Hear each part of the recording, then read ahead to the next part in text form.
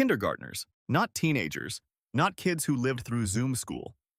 Kindergartners, children who were literal toddlers during the pandemic, are now showing up to school 48% less often than kids their age did in 2019. And the first, second, and third graders right behind them? Their absenteeism is up 58, 64, and 70% above the pre-pandemic baseline. These kids never experienced remote learning. They have no memory of lockdowns. And yet researchers studying the data have reached a conclusion that should stop every parent cold. The pandemic didn't just disrupt school, it permanently changed how families think about whether school is even required. That's what this video is about. Not a temporary attendance problem, not a COVID hangover that's slowly healing. What's actually happening is a quiet, structural collapse in the idea that school is mandatory, and the system that was supposed to enforce attendance has basically stopped trying. By the end of this, you're going to see exactly how this is unfolding, why the money is now flowing in a direction that accelerates it, and what the school your kid might attend in 10 years could actually look like. Some of it is genuinely exciting. Some of it is uncomfortable. And there's one piece of this puzzle, the financial mechanism that makes never going to school a real, funded option for families, that I want to save for the end, because it changes everything. Let's start with the number that nobody is talking about. Alpha Schools, opening this fall in Chicago, looks more like a tech startup than a classroom. Beanbag chairs, soundproof booths, portable whiteboards. And its biggest break from tradition isn't the furniture.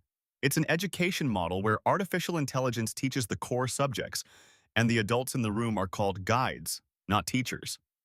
Kids learn through AI for 1 to 2 hours a day on a computer, covering math, science, and reading. When that screen time ends, the guides lead them through workshops, public speaking, coding, outdoor education. The building still exists. The desks are still there. But the teacher, in the traditional sense, is gone. Now, before you write this off as a Silicon Valley experiment for tech billionaires, you should know what's driving the belief system behind it. In 1984, an educational psychologist named Benjamin Bloom published what became one of the most cited findings in the history of education research. He found that students taught one-on-one performed roughly 2 standard deviations better than students in a traditional classroom, which, in practical terms, means moving an average kid from the 50th percentile to somewhere around the 98th. That's the Bloom 2 sigma problem. The catch was always cost. One personal tutor per child, for every child, is impossible to fund. Alpha's entire pitch is that AI finally solves that.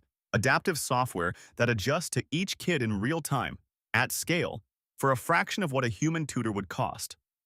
According to Alpha Schools, their students grow, on average, 2.6 times faster than peers on nationally normed MAP tests. That's the school's own claim, based on their own data. And here's where I want to be straight with you, because most videos covering this just repeat the headline. Using AI to replace teacher instruction altogether is a model that is still largely untested.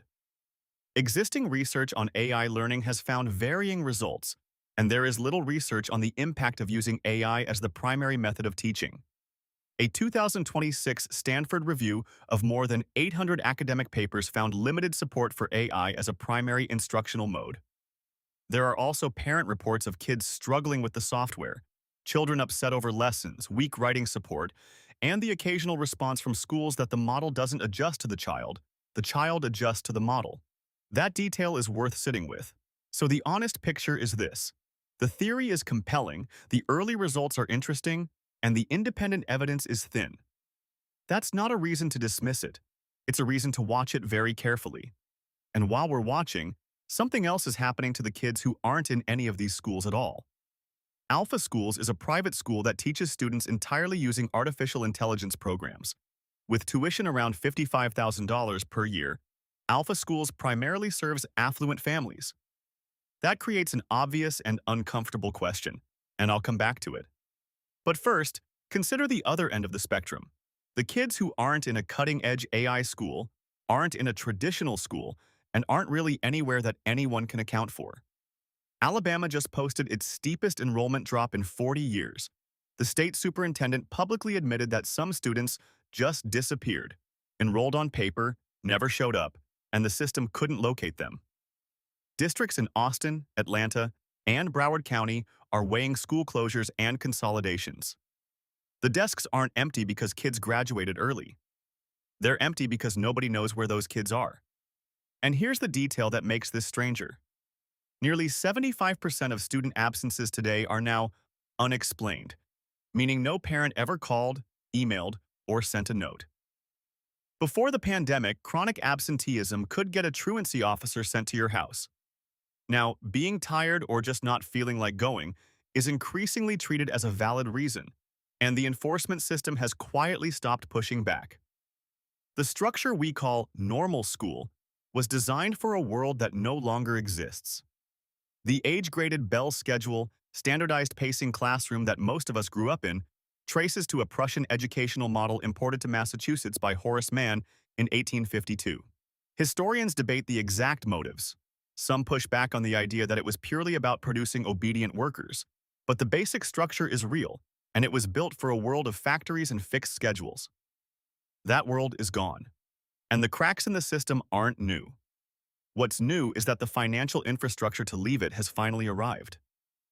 Here's the thing I've been holding back, and this is the part that changes the trajectory of everything else we've talked about. Texas just created its first school choice program, an education savings account with an initial $1 billion in funding that begins in fall 2026. Most participants will receive an account value of around $10,500 per year, $30,000 for students with special needs, and homeschooled students may participate with accounts capped at $2,000. Under Texas's plan, an ESA can fund private school tuition, support homeschooling, or be used for other non-public education-related costs. Signed into law in May 2025, it's been called the largest Day 1 ESA program in United States history. Think about what that actually means. The state used to fine you for not sending your kid to school. Now, it hands you a check to educate them somewhere else. That is a fundamental reversal of the relationship between government and compulsory schooling. And Texas is not alone. When Arkansas opened ESA funding to homeschoolers, the number of approved education providers in the state jumped from 4 to more than 400 almost overnight. In Iowa, new private schools opening per year went from 2 to 11 to 24 in the first 2 years of its program. The market didn't wait for permission, it just showed up. What's emerging isn't a single alternative to school. It's something more like what happened to cable TV. You used to buy the whole bundle, every channel, every subject, every grade, every day, in one building. Now, families are unbundling. One kid is at a chemistry lab Tuesday morning, another is at a welding co-op on Thursday. A third is doing 2 hours of adaptive AI math and spending the afternoon learning financial literacy. School isn't being replaced by one thing. It's being replaced by everything, all at once. And that brings us back to the uncomfortable question I flagged earlier. Alpha Schools charges $55,000 per year for its Chicago campus. In other markets, the same basic model runs closer to $10,000. That gap matters enormously, because in the future where school is optional and AI-powered, wealthy kids get 2 hours of personalized AI instruction in the morning and passion projects in the afternoon. What does everyone else get? If the ESA funding doesn't scale fast enough, and the public school system keeps hollowing out, the answer might just be the old building, with fewer resources and fewer kids, serving the families who had no other option. That's not a reason to stop the change. It's the reason the change has to be done carefully. Here's where we started. Kindergartners who never experienced remote learning are now missing school at rates nearly 50% above the pre-pandemic norm. The enforcement system has stopped enforcing. An entire generation of ghost students can't be located. A school with no teachers just opened in Chicago. And the state of Texas is now writing families checks to walk out the door. None of these things are connected by coincidence. They're all pulling in the same direction, away from the assumption that school is a fixed, mandatory one-size building you show up to every morning. Whether that's a crisis or a correction depends entirely on what replaces it.